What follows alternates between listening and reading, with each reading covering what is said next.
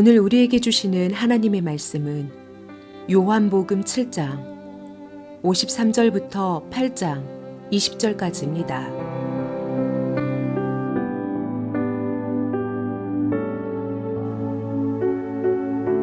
그리고 그들은 제각기 집으로 돌아갔다. 예수께서는 올리브산으로 가셨다. 이른 아침에 예수께서 다시 성전에 가시니 많은 백성이 그에게로 모여들었다. 예수께서 앉아서 그들을 가르치실 때에 율법 학자들과 바리새파 사람들이 간음을 하다가 잡힌 여자를 끌고 와서 가운데 세워놓고 예수께 말하였다.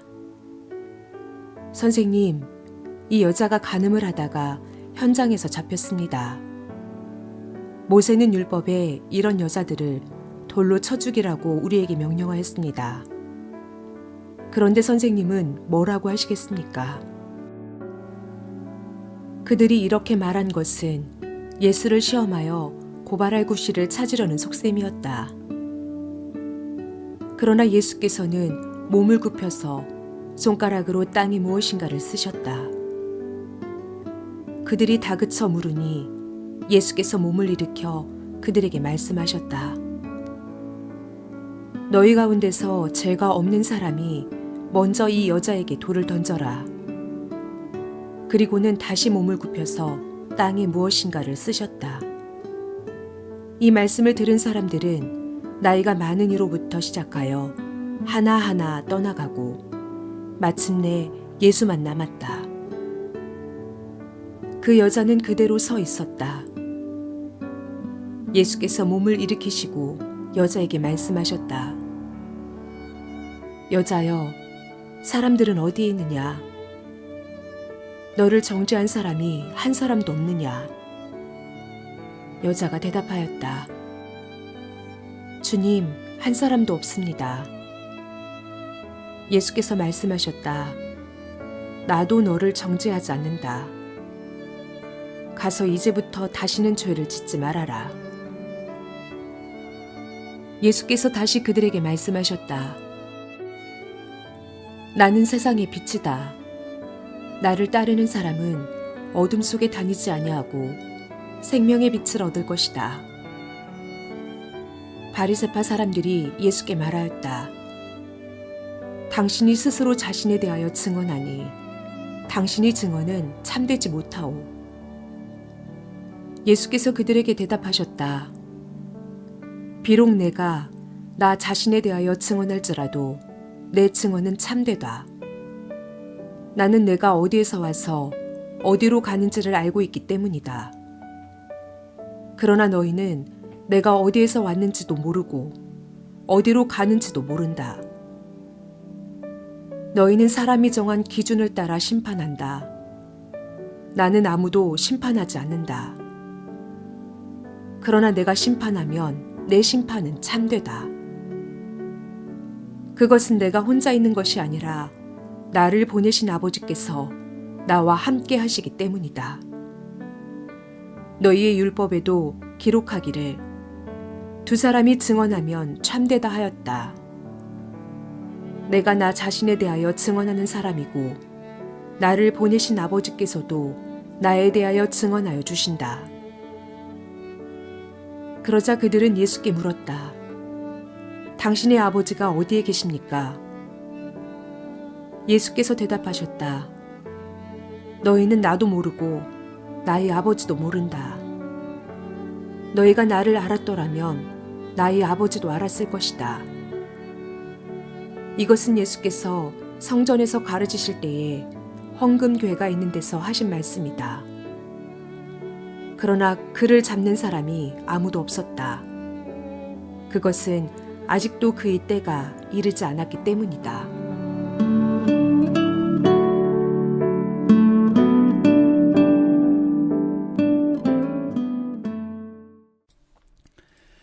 저는 오늘 본문의 첫 두 절을 묵상하면서 두 가지 방향, 두 가지 길이 머릿속에 그려졌습니다.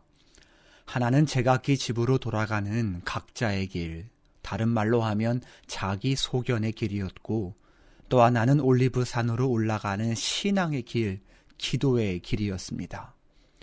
유대인들은 제각기 집으로 돌아갔다고 합니다. 그런데 그 시각에 예수님은 올리브산으로 올라가셨습니다. 올리브산은 감람산으로 주님께서 늘 기도하시던 장소입니다. 그러니까 예수님은 남들이 다 자신의 길을 쫓을 때 하나님과 교제하는 십자가의 길을 선택하신 겁니다. 그래서일까요? 오늘 본문을 보면 주님의 말과 행동이 유대인들과는 확연히 다릅니다. 방향의 다름을 보게 됩니다. 예를 들어 8장 2절을 보면 주님께서는 성전에 가셔서 많은 백성을 가르치십니다. 사람들을 복음의 진리, 하나님 나라로 인도하기 위해 열중하시죠. 그런데 같은 시각에 바리새파 사람들은 가늠하다 잡힌 여자를 끌고 와서 예수님께 질문합니다. 근데 6절을 보면 그 동기가 이렇게 적혀 있습니다. 그들이 이렇게 말한 것은 예수를 시험하여 고발할 구실을 찾으려는 속셈이었다. 지금 한 사람은 진리를 가르치려 하고 다른 사람은 고발할 구실을 찾고 있습니다. 한 사람은 살리려 하는데 다른 사람은 죽이려 하고 있다는 겁니다. 이렇게 생의 목적이 다릅니다. 삶의 방향이 다릅니다. 그런 면에서 저는 사람을 살리고 세우는 이 예수의 삶이 우리의 삶이 되어야 한다고 믿습니다. 주님께서 평생 그런 삶을 사셨기 때문입니다.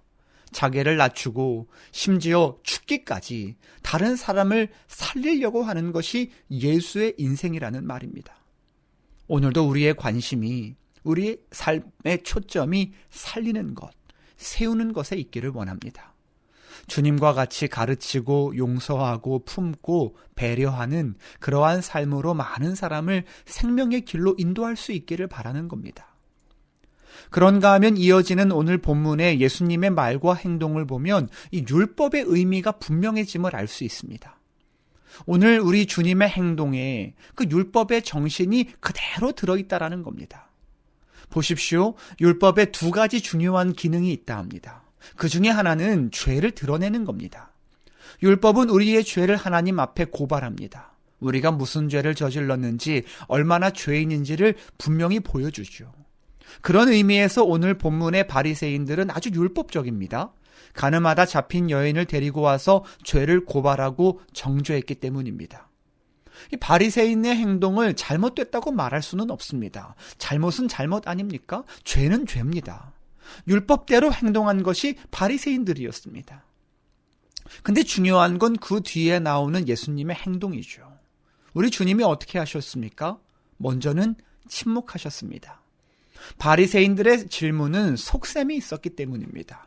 그런 질문에 답을 해봐야 아무런 의미가 없죠. 그리고 어쩌면 주님의 침묵 속에는 간음한 여인의 죄는 죄다, 그거 변호할 수 없다, 그런 의미가 있었을지도 모릅니다.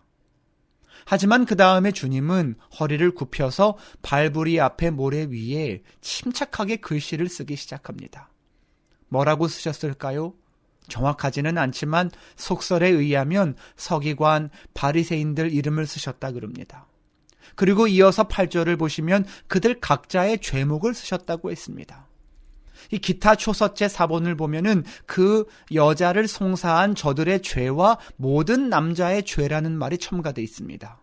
989년에 아르메니아 사본을 봐도 이때 이 여인을 고발한 남자들의 죄 목록을 쓰셨다고 전해옵니다. 한마디로 주위에 몰려있는 이들의 이름, 그들의 죄목을 하나하나 써내려 가십니다. 이게 무슨 의미이겠습니까? 저 가늠한 여인만 죄인이 아니라 너희도 죄인이야. 율법을 비추어 볼 때 우리 가운데 죄인 아닌 사람 하나도 없다. 그러고 보면 바리새파 사람들, 가늠한 여인을 둘러싼 사람들은 마치 자기는 죄를 하나도 안 지은 듯이 행동했습니다. 나는 정의로운 사람이고 저 여인은 죄인이라고 손가락질했죠. 근데 주님은 그게 아니라 말씀하십니다. 우리 모두가 다 죄인이다. 의인은 없다. 한 사람도 없다. 십자가 앞에서 떳떳할 수 있는 사람 이 세상에 하나도 없다. 그걸 알려주시는 겁니다. 여러분, 이게 율법의 첫째 기능입니다. 그리고 또 하나의 기능이 있죠. 그것은 거룩한 삶을 살라는 명령입니다. 거룩한 삶에 대한 동기부여로서의 기능입니다. 죄가 무엇인지 밝혀줌으로써 이제는 그러한 죄를 짓지 말라는 겁니다. 주님과 같이 거룩한 삶을 살라는 거. 그게 율법의 기능이자 목적입니다. 그래서 주님께서도 이 가늠한 여인에게 이렇게 말씀하셨습니다. 12절에 나도 너를 정죄하지 않는다. 가서 이제부터 다시는 죄를 짓지 말아라.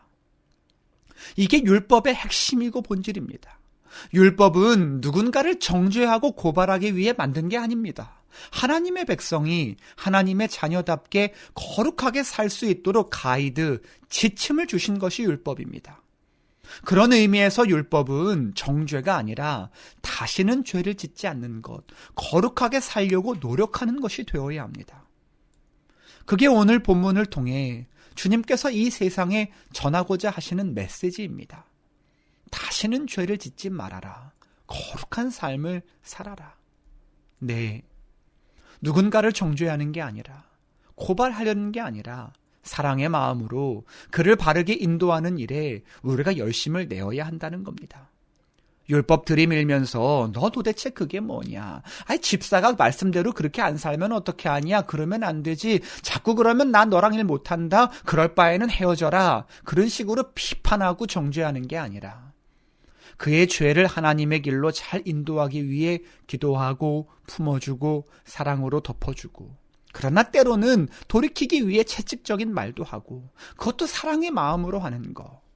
그게 율법의 핵심이고 주님의 사역이라는 겁니다. 그런 의미에서 먼저는 우리가 거룩해져야 합니다. 내가 거룩해져야 합니다. 남의 티를 보기 이전에 내 들보를 먼저 보아야 합니다.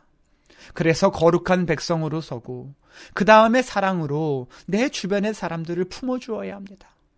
정죄와 고발과 고소가 아니라 살리고 세우는 정신이 우리 가운데 있어야 한다는 겁니다.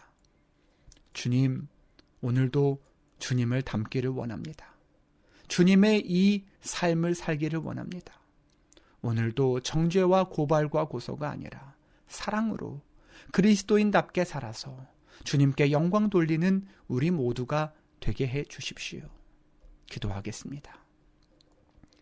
이제부터 다시는 죄를 짓지 말아라. 주님, 죄를 짓지 않는 깨끗한 거룩한 사람이 되기를 원합니다. 주님께서 용서하셨으니 이제 용서받은 사람으로 용서하며 사랑하며 살기를 원합니다. 주님의 사랑을 입었으니 이제부터 그 사랑 안에서 살리고 세우는 그리스도인으로 살게 하옵소서. 정죄와 비난이 아니라 사랑과 포용의 정신을 갖게 하옵소서. 예수님의 이름으로 기도합니다. 아멘.